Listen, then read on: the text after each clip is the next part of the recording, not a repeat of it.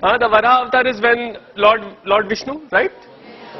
He takes the shape of the boar, and then for some reason the earth is drowning in water. We don't know why and how, but the boar lifts the earth up and brings it out of the water, right? Saves the earth, so to speak, right? Now, that may be a fantastic story and all that, but check out the shape of the earth. What is it? It's round, right? Which means that more than 10,000 years ago, we knew that the earth was round. The oldest known civilization in the subcontinent, the Indus Valley Civilization, is about 5,300 years old. Nowhere near 10,000 as Mr. Batliwala claims. Also, the Indus Valley Civilization is distinct from the so-called Vedic civilization which came much later and produced Hinduism and the Varaha legend. The painting Mr. Batliwala uses to make his point is not ancient by any means. Like the other images here, it is a modern reimagining of the Varaha legend. So obviously, it depicts the earth as a sphere in accordance with contemporary knowledge. Oddly enough, the statue here shows latitudes and longitudes, as if it were not the earth itself that is being lifted, but rather a globe. On the other hand, ancient and medieval depictions of Varaha either show the earth flat or personified as the goddess Bhudevi. There are no ancient Varaha statues showing a spherical earth. That aside, Mr. Batliwala says, according to legend, the earth was drowning in water.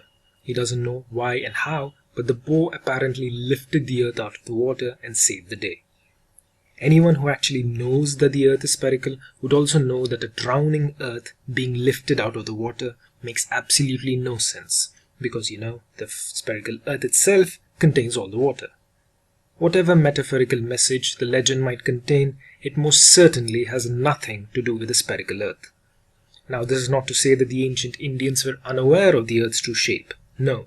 But Mr. Batliwala's deliberate misinterpretation, while being dishonest, is also complete nonsense. Yes, which Europe only accepted once they saw the Apollo pictures from space, right? The concept of a spherical earth was familiar to the Greeks since at least the 6th century BCE.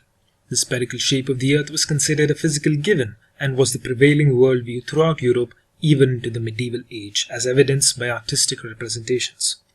The oldest surviving globe, the Adapful, dates back to 1492. Columbus headed west to try to reach the east because he believed that the earth was spherical, and Magellan's circumnavigation practically demonstrated the earth's sphericity. So yes, Europe was aware of the earth's shape centuries before the Apollo program. Also, the Soviets wouldn't have launched Sputnik a decade before Apollo if they weren't sure that the earth was spherical. Let's go a little bit into space. Now there is this star called Antares, okay? Antares, Ares means Mars, red. This is also a red star, so it is called Antares, we like Mars, okay? Now it is the 15th or 16th brightest object in the sky, alright? Yet our elders, our ancients, they called it Jeshta, okay? Now what does Jeshta mean? You know what Jeshta means? Jeshta means the biggest, the oldest, the eldest. Now, why would they call the 15th brightest object, meaning there are many more brighter objects than this star in the sky, why would they call it the biggest? Yes? Intuitively, something that is brighter should be bigger. Yes or no? Right? But they called this one, the 15th brightest, they called it the biggest. Turns out they were right. It is 40,000 times bigger than our sun. Mr. Batliwala is off by 2 orders of magnitude here. Even NML Cygni, the largest known star, is only about 1,650 times the size of the sun. To be fair, Antares is pretty big. It is about 883 times larger than the sun and about 12.4 times as heavy. But then again, there are at least 23 stars that are larger than Antares and well over 100 stars that are heavier, including Betelgeuse, the 9th brightest star in the sky. So it doesn't make much sense calling Antares the biggest, and to be honest, the ancient Indians did not call it the biggest. Jyeshtha means the eldest or the oldest, not necessarily the biggest, as Mr. Batliwala infers. If you consider the age, Antares is about 12 million years old. This sounds impressive until you realize the Sun is over 4.5 billion years old. That is to say, the Sun is over 380 times older than Antares. To put things in perspective, the ape family, that is Hominidae, is older than the supposedly oldest star. Before Jyeshtha was even formed, primates were swinging from trees on prehistoric Earth. So whatever the reason the ancients had for naming Jyeshtha as they did, a literal interpretation does not correspond to reality. Heard about the Great Bear, the Big Bear constellation? Yes? Okay. So we are interested in that star. Okay. It is actually not a star, it is two stars. Yeah. Now this itself is a big deal. To figure out that that particular point of light in the sky is two stars. Okay. And it is called the Arundhati Vasishtha. It's called Arundhati Vasishtha. And in South India there is a tradition where after marriage, yeah, the husband and wife are supposed to go out in the night and look at this particular star. Okay, now funny tradition, right? Okay. Now most twin star systems rotate like this, like one star is in the middle and the other star is going around it. This is definitely not the way a husband and wife should be. Isn't it? Right? But Arundhati Vasishtha, this particular system moves like that. A binary star system, or twin stars to use Mr. Batliwala's term, consists of two stars orbiting around their common center of mass. This is how all known binary star systems behave.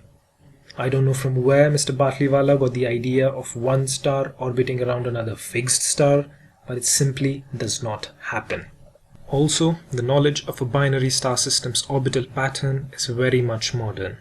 Contrary to what Mr. Batliwala implies, ancient texts describe no such thing. As for Arundhati and Vasishtha, or Alcor and Mizar, it is actually possible to make out that these are two separate stars with normal eyesight. Cultures across the world, from Japan to the Arabian Peninsula, ascribe all kinds of properties to these stars, from being an omen of death, to symbolizing a happy marriage, to being a test of keen eyesight. All of these are based on the assumption that these are two stars which almost appear to be one. None of the ancient people, however, knew that these are in fact not two stars but six.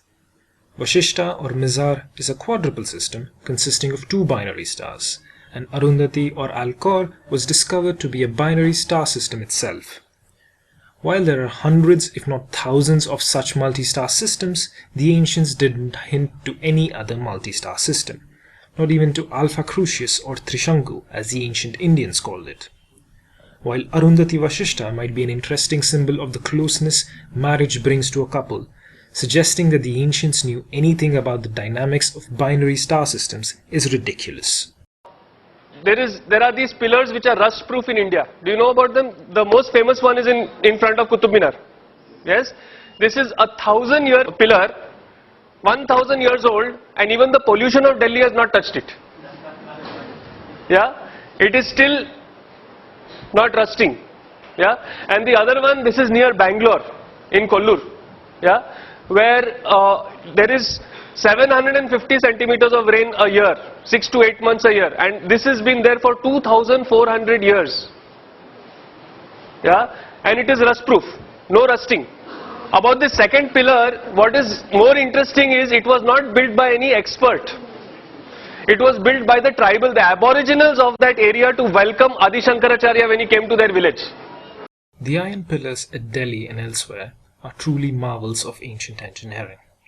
They have been called a testament to the skill of ancient Indian blacksmiths because of their high resistance to corrosion. However, as Dr. Balasubramaniam of the Department of Materials and Metallurgical Engineering, IIT Kanpur, notes, it is clear that referring to the Delhi iron pillar as rustless is misleading, as the iron pillar derives its corrosion resistance from the passive surface film, that is rust, that forms on the surface.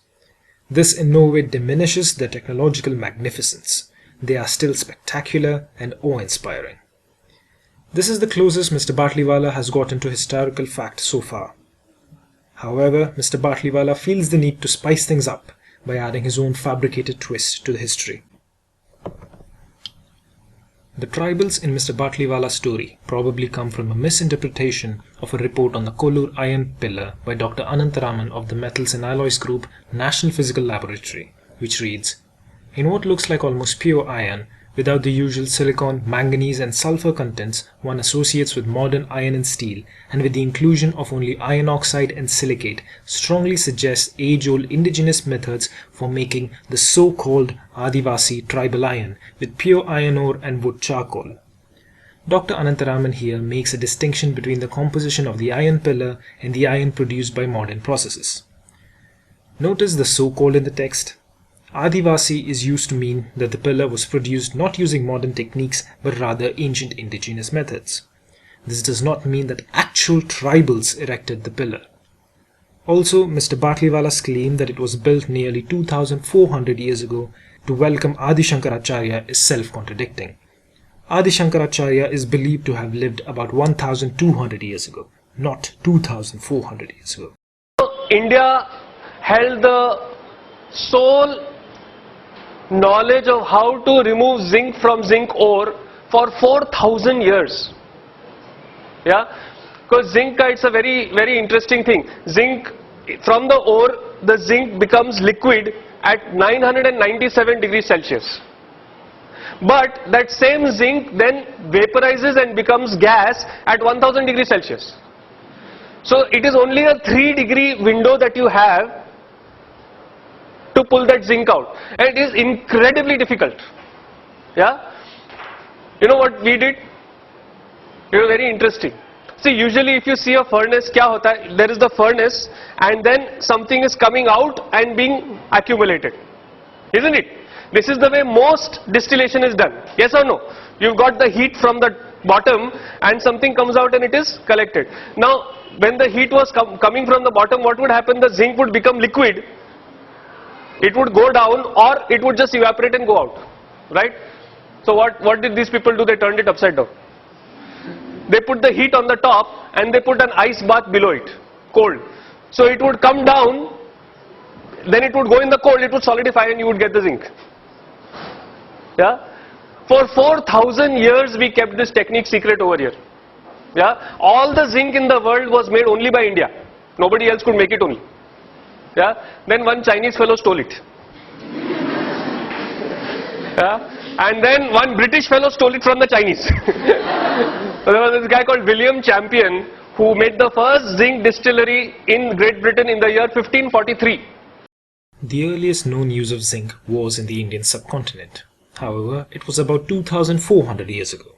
The distillation technique used to produce zinc in large quantities was developed about 800 years ago in Zawar, Rajasthan. The Chinese, having learned the method from Indians, had begun producing zinc about 500 years ago and began exporting zinc to Europe a century later. From where Mr. Batliwala arrived at 4000 years of Indian zinc monopoly is anyone's guess. Also, William Champion's first patent application was rejected by the patent code on grounds of plagiarizing the technology common in India, which suggests that the Indian technique, far from being a closely guarded secret which had to be successively stolen, was common knowledge. Also, William Champion finally got a patent for extraction of zinc in 1738, not 1543. In the early 1500s, Europe did not even know about the existence of zinc. On a side note, reduction of zinc from zinc oxide in the presence of carbon requires a temperature of about 1000 degrees centigrade, and zinc vaporizes at 907 degrees centigrade. So far, Mr. Batliwala, the gold medalist in mathematics, has failed to quote a single figure accurately.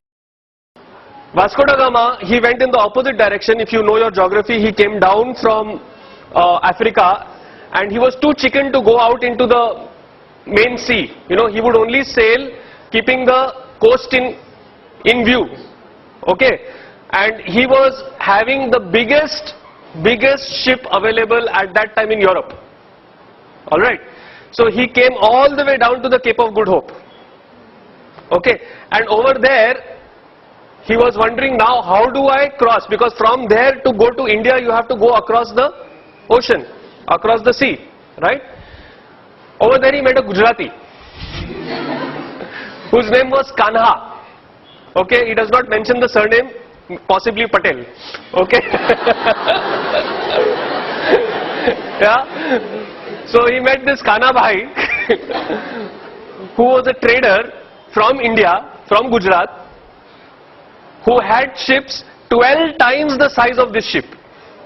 12 times. And remember, Vasco da Gama's ship was the biggest ship in Europe at that time. Okay, he had ships which were trading ships, forget about military ships, trading ships which were 10 to 12 times the size of Vasco da Gama's ship, and Vasco da Gama's ship was escorted with 3 ships, like in formation, his ship was in the middle, those 3 of our Indian ships escorted this guy to Goa. Let me state it outright. Vasco da Gama was a bloodthirsty, bigoted, racist, genocidal maniac. A pure evil incarnate. But he did have a huge impact on the world, mostly a negative one. That does not mean we should go about distorting history and fabricating stories. First things first, Vasco da Gama obviously did not discover India. What he did discover was a sea route from Europe to India. By the 7th century CE, there was a well-developed trade network spanning across the Indian Ocean, from the east coast of Africa to Southeast Asia. Indian, Chinese and Arab ships traded extensively in timber, ivory, gold, cotton, silk, spices and foodstuffs. As a result, the region became increasingly wealthy. Europeans, on the other hand, had to go through the highly disputed Mediterranean Sea and then cross hostile Arabia by land before they could participate in trade. So, hoping to get their hands on the riches of the Indian Ocean trade, the Portuguese wanted to find a sea route, and Vasco da Gama succeeded in doing just that. While he was most certainly a despicable character, Vasco da Gama was no chicken. Considering that he was sailing in unknown waters, sailing close to the coast was the most sensible thing to do. The east coast of Africa had dozens of city-states built on trade. Vasco da Gama docked at one such city, Malindi, and it is here that he managed to blackmail the local ruler into providing him with a navigator to guide him to India. Vasco da Gama doesn't actually mention the navigator's name in his journal, but for some reason considers him to be a Christian. Some historians identify the navigator as a Gujarati named Kanha or Kanaka. And like thousands of Indian, Chinese and Arab mariners before him, Kanha or Kanaka had no difficulty navigating the Arabian Sea to India. But what about the gigantic ships that Kanha Bhai supposedly had at its command, which escorted Vasco da Gama's ship in formation to Goa? Well, first of all, Vasco da Gama reached India with 3 ships, not 1. Mr. Batliwala claims that Vasco da Gama's ship was the largest European vessel at the time, but there are simply no historical records to that effect. Gama's flagship, São Gabriel, was about 25.7 meters long. The Encyclopedia Britannica says that carracks of the period could have been up to 45 meters long. So by all means, no, Vasco da Gama's ship was not the largest from Europe. Now, there is this image floating on the internet supposedly showing the comparative sizes of various ships. But it contradicts the data from the Odisha Maritime Museum's website. For instance, Dharani, which the museum's website lists at 140 feet or about 42.7 meters long, is shown as well over 60 meters long. Similarly, Begini, measuring 164 feet or about 50 meters, is shown to be close to 90 meters long. But a ship 12 times larger than Vasco da Gama's would have to be much larger, that is over 300 meters in length. To put that in perspective, the Titanic was only 269 meters long. Just imagine, a wooden ship larger than the Titanic.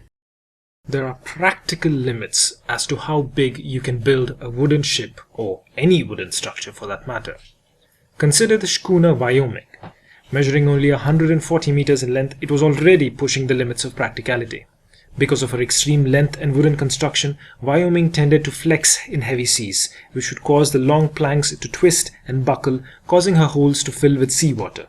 It eventually floundered and sank, killing everyone on board. So building really big wooden ships is a really bad idea. Now, in the 4 trips that Vasco da Gama made to India, he was able to pillage, plunder, kidnap, murder, extort and engage in other wanton acts of violence unchallenged. So either these gigantic Indian ships were completely useless, or the more likely explanation, they simply did not exist. Also, as anyone familiar with high school level history knows, Vasco da Gama first landed in Calicut, not Goa. This entire episode with the gigantic ships appears to be a figment of Mr. Batliwala's imagination. Up till now, Mr. Batliwala's claims, while being patently absurd, are mostly harmless. But now, his claims start to get dangerous. Yes? Now, how did they have this knowledge? Yes? Now, there is only one reason. All our scientists were saints. All of them did pranayam, all of them did yoga, all of them meditated. Yes? So what happened was, because when you have trained your mind like this, when you have meditated, when you know how to do this, and you have done it for appreciable number of years, then you are no longer limited by physical instruments. If you want to go into outer space, you close your eyes, boom, you can go. If you want to go into the depth of the atom, you close your eyes, you can get there. And then you are seeing it, right? So it has to be accurate. That is how Arundhati Vasishtha turns out to be a twin star system which rotates around each other. Yeah? Are you getting what I'm saying? Yes. Yes? That is how you can figure out how to make rust-proof iron, which even till today we have not figured out. Yeah? So the basis of science is spirituality. The basis of all science is rational inquiry and the scientific method. Ancient Indian scientific texts contain logical arguments and inferences from physical observations, subject to empirical and measurable evidence. There are no scientific texts which espouse meditation or spirituality as a means to understand the world. Claiming an understanding of the natural world based on what one supposedly sees with the eyes closed is not scientific. It is delusional. If the ancients could see things and know them to be true by simply closing their eyes, why build universities and centers of learning? Why compose treatises on mundane subjects? Why develop philosophies which consider perception to be the only valid source of knowledge? Ancient Indian scientists, like scientists anywhere, were driven by curiosity and a desire to understand the natural world. Ascribing the advances made by ancient scientists to anything other than the scientific method belittles their achievements and dishonors their legacy. Mr. Batliwala's ridiculous claims are nothing more than a grossly misleading sales pitch intended to peddle his particular brand of pseudoscience, non-science and nonsense. The brand, of course, being the Art of Living Foundation, founded and run by the double Mr. Ravi Shankar. Mr. Batliwala then goes on to describe the so-called technology of spirituality. If you thought Freudian psychology was bullshit, wait till you hear Mr. Batliwala's explanation of how the mind supposedly works. In conclusion, the claims that Mr. Batliwala makes are exaggerations, misinterpretations and outright fabrications. The ancients knew a surprising amount about the world, but by no means more than what we know today. Spirituality, whatever that is supposed to mean, is not the basis for science. It never was, it never will be. Choosing faith and superstition over evidence and science is akin to abandoning reason for madness.